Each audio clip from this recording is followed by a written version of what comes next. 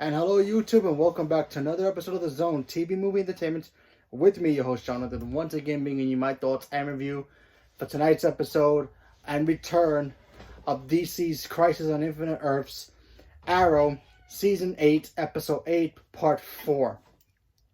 Now, like I said, the Crisis is back, so if you're not caught up with the Crisis, I suggest you go back and watch the Crisis and then come back and watch this, because I'll be talking about spoilers here for episode 4 and of course the return of Legends of Tomorrow, episode 5 of the Crisis. So now where we left off the last time before the Crisis was completely taking its huge Christmas break, Earth 1 vanished. Pretty much all the Earths were going bye-bye, and we lost a lot of people on that Earth. Everybody's Earths were destroyed, and there was only one Earth standing, and that was Earth 1. So Barry, Supergirl, Batwoman, Lex Luthor, and that scientist guy pretty much all got saved. And of course, Oliver Queen was already dead at this point. And they all got vanished. And of course, Sarah Lance, they all got vaped into the non-void, basically non-existent. They were pretty much outside of time. And they were trying to figure out what's going on while Earth 1 was vanished, gone, kaput. Everybody was on Earth 1 dead, no longer existing. And that's it. However, we got to see them come back. Now, before all of them came back, the team was pretty much at the point of like giving up. Until they got a visit from Oliver. Not really Oliver, it was really Oliver Spectre. Him becoming the new Spectre. And pretty much telling the team there's a little bit of hope left, and that Barry had to travel into the Speed Force to get information that he needed to be able to basically find a way to stop the Anti-Monitor from destroying everything. How he did it in the first place. We did get the little backstory of the Monitor and how he pretty much came to be to basically creating the Anti-Monitor. He wanted to see the multiverse in a way. He traveled to an anti-world. And he met the Anti-Monitor, who basically pretty much wiped out everything from existence.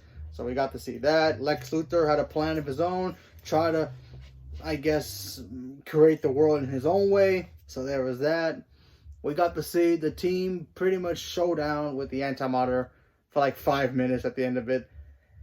And that's basically the gist of the episode.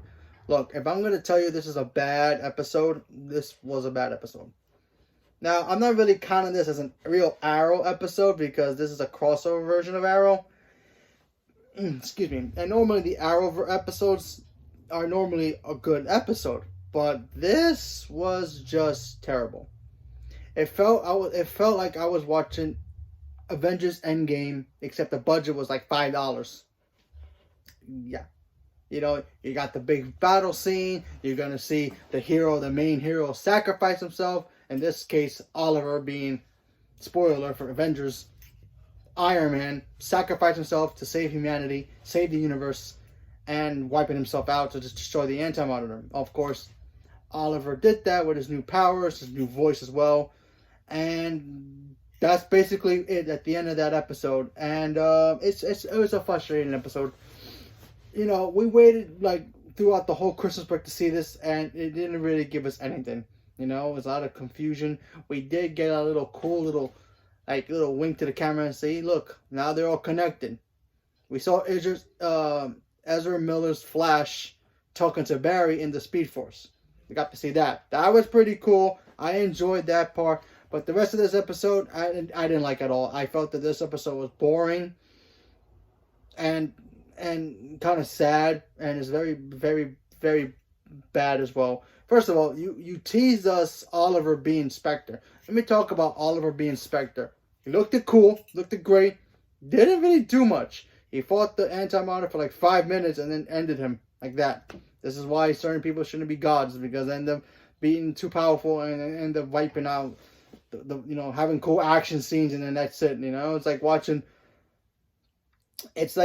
Star Wars, where Luke Skywalker, he's a master, he's a Jedi master, and he's going to wreck fools, and then he does it for 5 seconds, and that's it. It's like, what's the point? I really hate things like that. It just bugs me, and like I said, I'm not counting this as an actual episode of Arrow, because this is a crossover episode Arrow, so that doesn't really count as, oh look, I finally hit an episode Arrow. No, don't get me wrong, don't quote me on that, because honestly, Arrow's its own thing. But when they combine with the crossovers, and they all do, Supergirl, Batwoman, they all crossover. They all have the individual episodes, but those episodes focus on the crossover. This was a bad episode for an Arrow, for a crossover. This was bad. I did not like this at all. They really didn't do anything for Oliver. We didn't really get to see him do anything except destroy the Anti-Monitor for like 5 minutes and then reset the universe back to where he was, kind of. And I'll get to that in the next video. And then die again. Yeah, Oliver's dead again. Now, is he really dead? We don't know. We have to wait to see what happens in Arrow, the very last 3 episodes of Arrow before, the Canary show starts. But yeah, I didn't like this episode. I thought it was just boring, and the fight scenes were cool, but they were just like 5 minutes fight scenes, and that's it. It's like if you watch Avengers Endgame, and we got Avengers Assemble, and then they all fight, and then 5 minutes later it's over. That's it. What was the point of that? So that's what this was. So leave me a comment below. Let me know what you guys thought about the episode, and stay tuned for more. And I'll be right back with the next episode. So thank you very much, and have a good day.